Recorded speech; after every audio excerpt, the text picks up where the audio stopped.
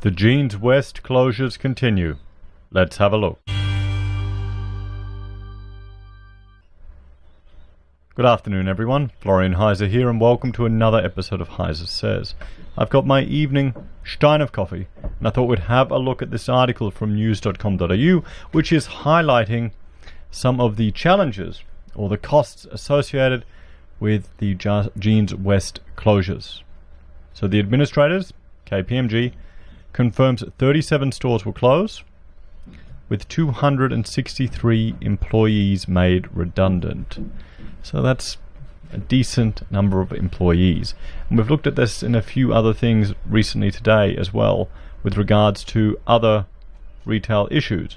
Now, let's have a look at the job ads. You can see they are trending down at the moment, while our unemployment figures have dropped down from December. We'll have to see how this first quarter of the year goes, to be honest.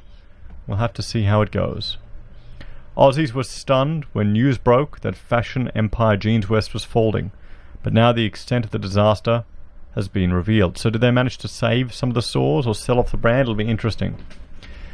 A staggering 263 Aussie Jeanswest employees have lost their jobs, with 39 stores set to close, administrators have confirmed. Last week it was revealed KPMG had been appointed as voluntary administrators following the shock collapse of the denim icon. Today, KPMG voluntary administrators Peter Gothard and James Stewart have confirmed they had commenced the restructure of the Jeanswest business as the sale of the business campaign gets underway. Mr. Gothard and Mr. Stewart advised that as part of the restructure, 37 stores would be closed and 263 employees would be made redundant. In a statement, Mr. Stewart said the decision to restructure the business was difficult but necessary, and that it offered the best chance of attracting a new owner. Now here's the thing. Curious Planet, owned by the Co-op Bookshop, couldn't find a new owner. So all of those shops are now gone. I think it was 63. We saw in a previous video the impact that this retail recession is having on the commercial landlords and the real estate business that's flowing through to there. The decision to proactively restructure the business early in the administration process has not been taken lightly, Mr. Stewart said. We are very mindful of the serious impact store closures and staff redundancies have on people's lives. However, we must also work to maximize the opportunity for this business to be sold or restructured to give it the best chance to continue. See, this is what their aim is.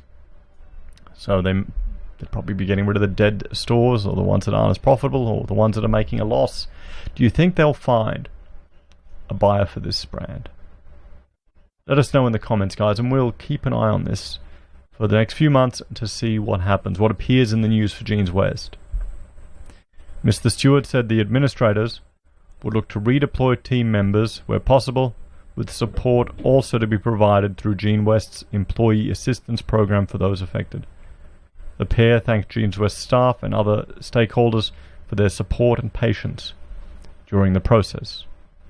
KPMG confirmed Jeanswest stores in Castle Towers, Charlestown, MacArthur, East Gardens, Katora, Miranda, Shell Harbour, Tweed City, Witherell Park, Singleton and Blacktown in New South Wales would close, along with outlets in Burleigh, Castletown, Chermside, Earlville, Lismore, Maroochydore and Myer Centre in Queensland. That's a lot of stores. In WA, outlets in Carouse, Centre Point, Mirrabooka, Rockingham, Karrinyup and Mandurah, we all know Mandurah, will close, as well as Castle Plaza, Marion and West Lakes in South Australia, and Carningal, Hobart City in Tasmania. Meanwhile, Victoria's stores in Doncaster, Eastlands, Forest Hill, Rosebud, Southland, the District Docklands and Watergarden will also close. A total of 263 employees will be made redundant, including 21 from Jeanswest's head office in Melbourne.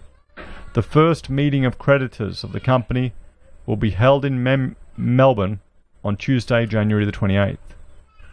The much-loved Australian retail brand opened its first store in Perth in Western Australia in 1972, thanks to its founder and denim king, Alliston Norwood.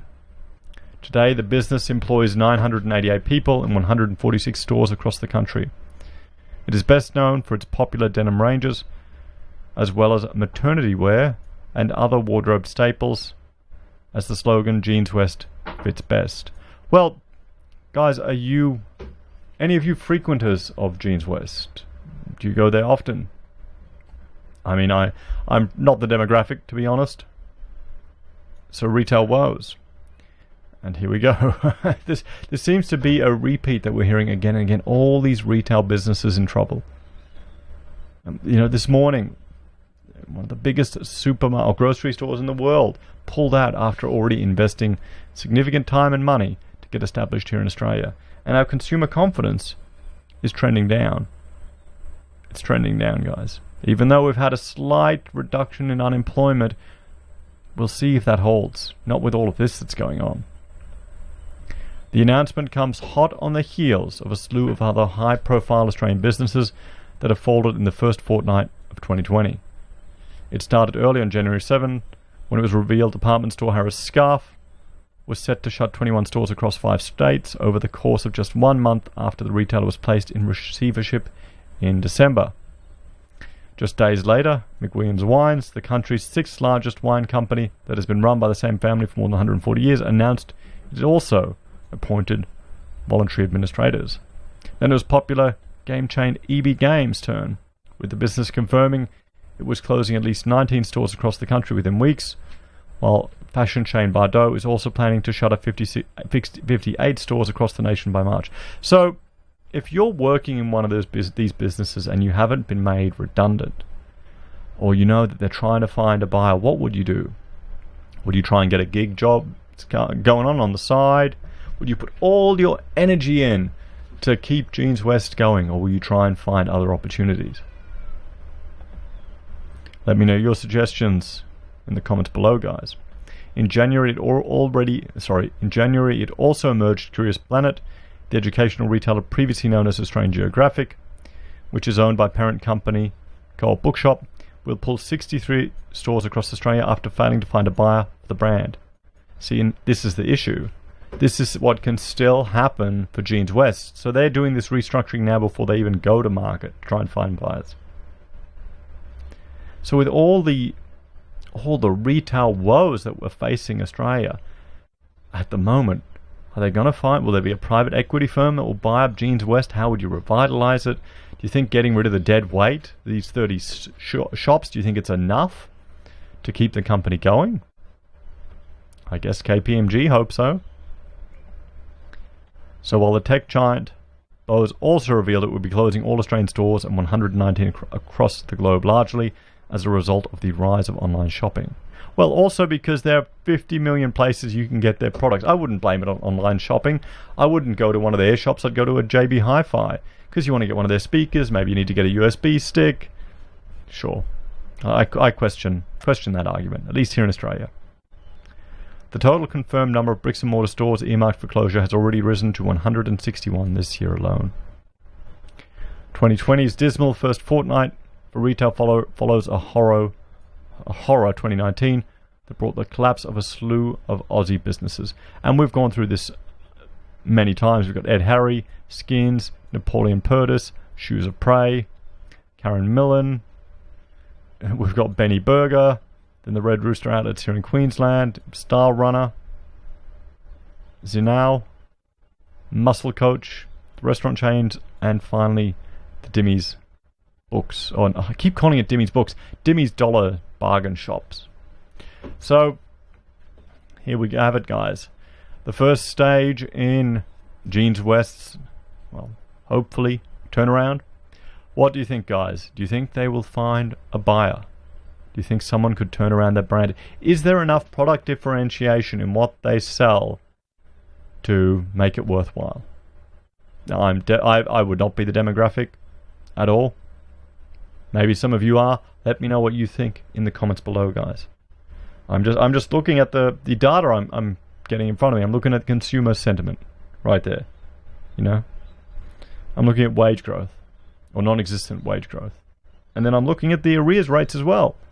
And all these things, I'm saying, well, there's no confidence here. Wages aren't growing. People are struggling to pay their mortgages, even with the lower cash rate. We've got job ads are trending down. And even though unemployment has gone up, I'll look at that. We're still seeing the construction industry is trending down. So we will have to keep an eye on it and see. Thank you to everyone who's watched the channel. If you're a fan, please like, share and subscribe. It really helps grow the channel. If you want to support us a bit extra, we have a Patreon where you can make a monthly donation. We also have the ability where you can join the channel here on YouTube and get access to emojis and badges. We also have affiliate links. So if you're doing crypto trading, you can use our independent reserve affiliate link. Or if you're buying products on Amazon or eBay, you can use our affiliate links there. It doesn't cost you a cent extra, and we receive a little commission as part of that. Great way for you to support your favorite content creators if you're going to spend the money anyway. We also have merchandise on the HeiseSays website. We are currently making our very own pocket squares. And finally, we've got PayPal if you want to donate that way. Thank you to everyone who helps support the channel, even those of you that watch it, put up with all my ads. I appreciate it. Take care, guys, and I will talk to you all later. Bye for now.